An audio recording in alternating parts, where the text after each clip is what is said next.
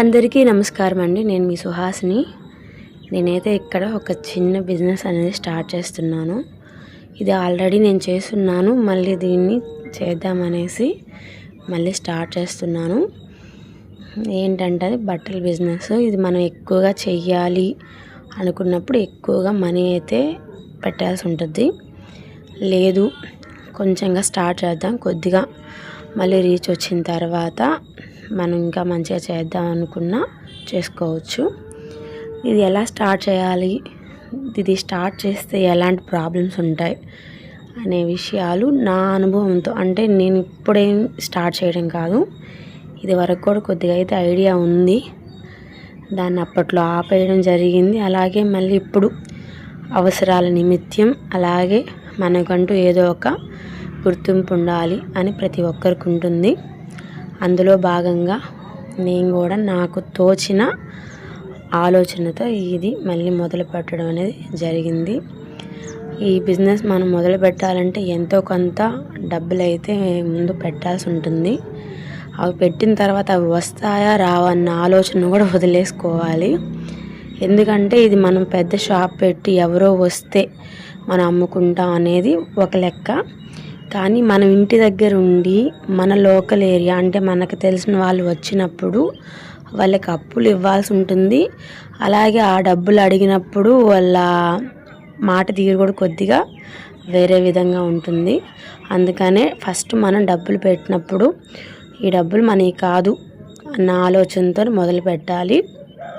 లేదు అంటే మేము కొద్దిగా గట్టిగానే వ్యాపారం చేస్తాం అని అంటే కస్టమర్లు కూడా అయితే అంత ఈజీగా రారండి. ఏంటంటే డబ్బులుంటే మేము బయటికి వెళ్ళే తీసుకుంటాం అన్న ఒక ఆలోచన ఉంటుంది.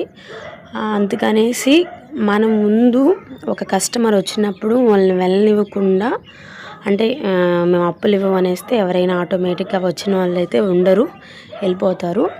అందుకని చెప్పేసి ముందు మనం పెట్టిన ఖర్చు, అలాగే మనం తీసుకొచ్చిన స్టాక్ అయిపోవాలన్న ఆలోచనతో మనం బిజినెస్ అనేది చేయాలి. ఇక్కడ ఏంటంటే బిజినెస్ అంటే పెద్దగా అమౌంట్ పెట్టి చేయాల్సిన అవసరం లేదు. మనకున్న ఆలోచనతో మన దగ్గర కొంచెం డబ్బులున్నా మనం ఇన్వెస్ట్మెంట్ చేసి చేయొచ్చు. లేదంటే మన బంధువుల్లో ఎవరైనా బిజినెస్ అనేది స్టార్ట్ చేసి ఉండి వాళ్ళకి కొద్దిగా సేల్స్ అనేది మా నుంచి చేపిస్తామని చెప్పేసి వాళ్ళ దగ్గర నుంచి కూడా బట్టలు తీసుకొచ్చుకొని మనం సేల్ చేసి వాళ్ళ దగ్గర నుంచి మనకి, అంటే శారీకి ఇంత పర్సంటేజ్ కింద తీసుకోవచ్చు.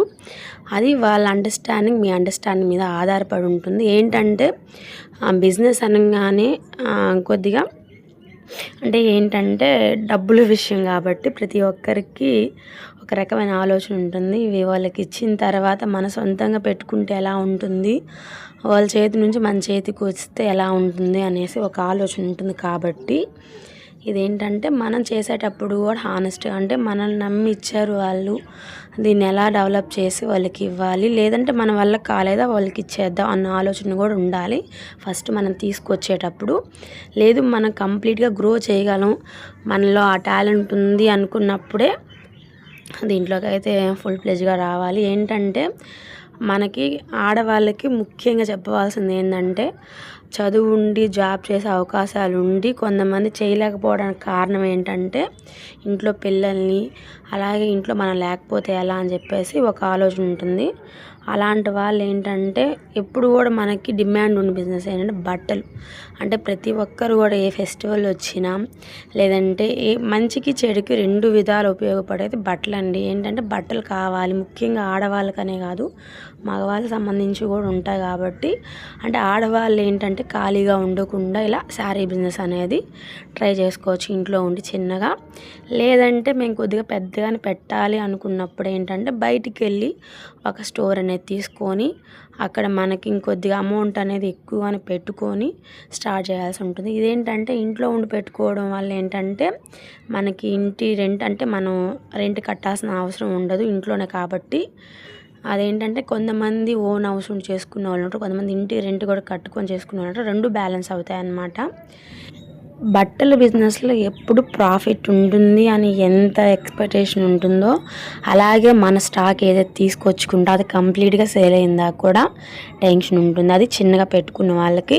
ఇంకా లేదు బయట స్టోర్ తీసి పెట్టుకున్న వాళ్ళకి ఎలా ఉంటుందంటే వీళ్ళు కాకపోతే ఇంకొకరు అంటే ఇప్పుడు బజార్కి వెళ్ళినప్పుడు చాలామంది కస్టమర్లు అయితే ఒక షాప్ని విజిట్ చేసి మళ్ళీ బయటికి వెళ్ళిపోవడం, లేదంటే మళ్ళీ అదే షాప్కి వచ్చి తీసుకోవట్లా ఉంటుంది. ఇంటి దగ్గర అంటే లోకల్ ఏరియాలో అలా ఉండదు. అంటే మనం లోకల్ ఏరియాలో ఉంటాము. అలాంటప్పుడు ఏంటంటే మన చుట్టుపక్కల సరౌండింగ్ ఏరియాలో తెలిసిన వాళ్ళు మాత్రమే వస్తారు.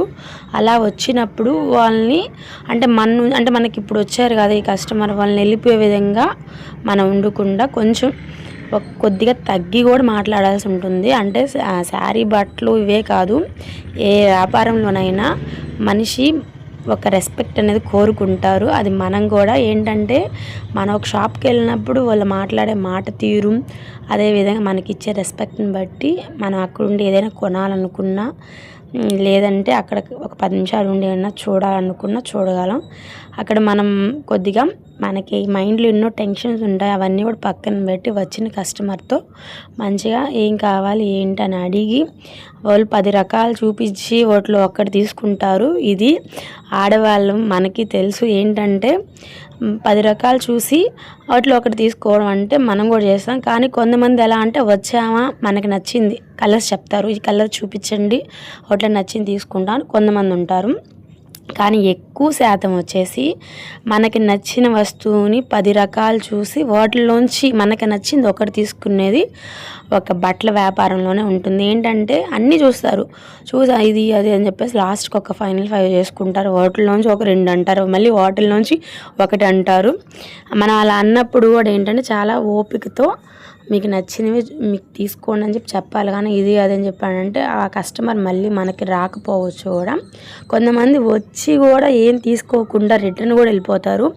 ఎందుకంటే కొంతమంది చూసి సంతోషపడతారనమాట. వాళ్ళు తీసుకుని ఏం తీసుకొచ్చారు అనే ఒక ఎక్సైట్మెంట్తో వస్తారంటే పల్లెటూరులో ఇంటి చుట్టుపక్కల జరిగే వ్యాపారాల్లో ఇది ఒక 50% ఉంటుందండి. ఇవన్నిటిని ఆలోచనలో పెట్టుకొని ఇవన్నీ చేయగలం అని చెప్పేసి ముఖ్యంగా డబ్బు పెట్టి చేయాలనుకున్నప్పుడు మనీని మన సొంత డబ్బులను కూడా పెట్టి రొటేషన్ చేయాల్సి ఉంటుంది. అంటే వాళ్ళకి ఇచ్చింది మనకి చేతికి రాకపోయినా కూడా మన సొంత డబ్బులు పెట్టి రొటేషన్ చేసి మళ్ళీ వాళ్ళు మనకి ఇచ్చిందా కూడా వెయిట్ చేయాల్సి ఉంటుంది. మళ్ళీ ఇందులో మార్జిన్ ఎక్కువ పెట్టుకున్నా కూడా కస్టమర్లు అబ్బా అక్కడ రేట్ ఎక్కువ అని చెప్పి కూడా రారు. అంత తేలికైన విషయం అయితే కాదు. ఏ వ్యాపారం మొదలుపెట్టినా ఫస్ట్ మనకి మార్కెటింగ్ బాగుండాలి. అదేంటంటే వచ్చే కస్టమర్ అంటే కష్టాలన్నీ అందరికీ ఉంటాయి. ఆ కష్ట నష్టాలను అర్థం చేసుకొని మనం ఇప్పుడు వచ్చిన షాప్కి మనకు కావాల్సిన వస్తువు తీసుకున్నాం, వాళ్ళకి ఇవ్వాల్సిన డబ్బులు కూడా వాళ్ళకి ఇవ్వాలి అన్న ఆలోచన కస్టమర్కి ఉండాలి. ఫస్ట్ నువ్వు ఎంత ఓపికతో ఎంత పేషెన్స్తో ఉండి వాళ్ళకి ఒక వస్తువుని సేల్ చేయాలన్న మైండ్ సెట్ ఎన్ని విధాల తగ్గి నువ్వు ఒక ప్రోడక్ట్ అనేది సేల్ చేసుకున్నా వాళ్ళ నుంచి మనకి ఇన్కమ్ అనేది కూడా కరెక్ట్గా రావాలి. అలా వచ్చినప్పుడే మనం మొదలుపెట్టిన ఏ బిజినెస్ అనేది శారీస్ అనే కాదు, ఒక ఫుడ్ బిజినెస్ అనే కాదు, గ్రాసరీ ఐటమ్సే కాదు, ప్రతి ఒక్క దాంట్లో కొన్ని స్టెప్స్ అనేవి మనకి కొన్ని అనుభవాలను నేర్పిస్తాయి. నాకు కొంచెం ఐడియా ఉంది, నా ఐడియా నాలెడ్జ్తో నాకు తెలిసిన విషయాన్ని మీతో షేర్ చేసుకున్నాను.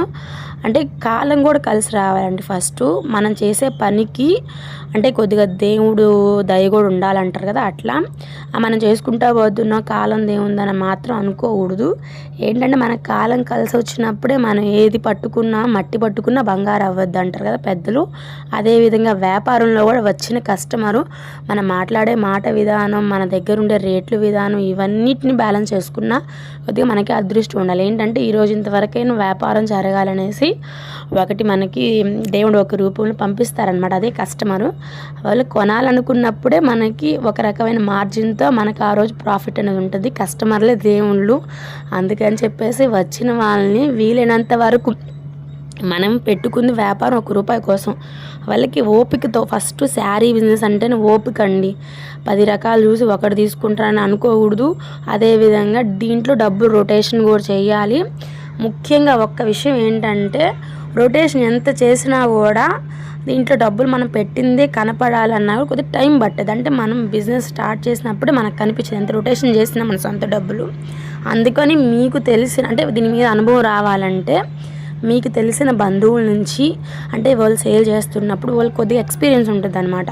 సేల్ చేస్తున్నప్పుడు వాళ్ళ దగ్గర నుంచి కొద్దిగా తీసుకొచ్చి ఇట్లా నేను కూడా చేయాలనుకుంటున్నాను, అంటే నేను ఓన్గా బిజినెస్ స్టార్ట్ చేయాలంటే నా దగ్గర మనీ లేదు, అందుకని మీకు కొద్దిగా హెల్ప్ఫుల్గా ఉంటానని చెప్పేసి వాళ్ళ దగ్గర నుంచి తీసుకొచ్చి చేయడం వల్ల మనకి కొద్దిగా అనుభవం వస్తుంది.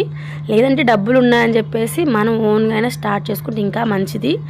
అనుభవం డబ్బు రెండు అయితే ముఖ్యమైన పాత్రలు ఏ బిజినెస్కైనా. ఇంకోటి కూడా ఏంటంటే కస్టమర్ని కూడా మనం రాపట్టుకోవాలి. ఈరోజు వచ్చిన కస్టమర్ రేపు రావాలంటే వాళ్ళు అడిగిన అంటే ప్రైజు ఇంతేనా అన్నప్పుడు కొద్దిగా రూపాయి తగ్గించి కూడా ఇవ్వాలి. ఇవి నాకు తెలిసిన విషయాలండి. ఈ కంటెంట్ మీకు నచ్చినట్లయితే మన ఛానల్ ఫాలో చేయండి. ఇలాంటి మంచి విషయాలు నాకు తెలిసినవన్నీ మీతో షేర్ చేసుకుంటా.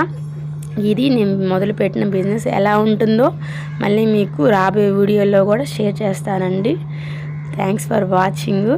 ఇవన్నీ ఏంటంటే నాకు ఒక ఇష్టం, అంటే బట్టలు అనేది నేను ప్రతిసారి షాప్కి వెళ్ళి కొనుక్కోలేను, అందుకని చెప్పేసి నాకు ఇష్టం కాబట్టి నాకు ఇంట్లోకి ఏదో ₹1 వస్తుందనే ఒక ఆశ. అలాగే మనకిష్టమైన ప్రొఫెషన్ ఏదైనా ఉంది అని అంటే ఆడవాళ్ళకి బట్టలు అని అంటే ఎక్కువ చెప్తారు. అలా దీంట్లోకి అయితే నేను రావడం జరిగింది. ఇదివరకు వచ్చి చాలా ఒడిదుడుకులు చూశాను, అలాగే మళ్ళీ మొదలు పెట్టాను. దేవుడు ఎంతవరకు దీంట్లో కంటిన్యూ చేస్తాడో చూడాలి. మరి ఇవన్నీ నేను తీసుకొచ్చిన కలెక్షన్.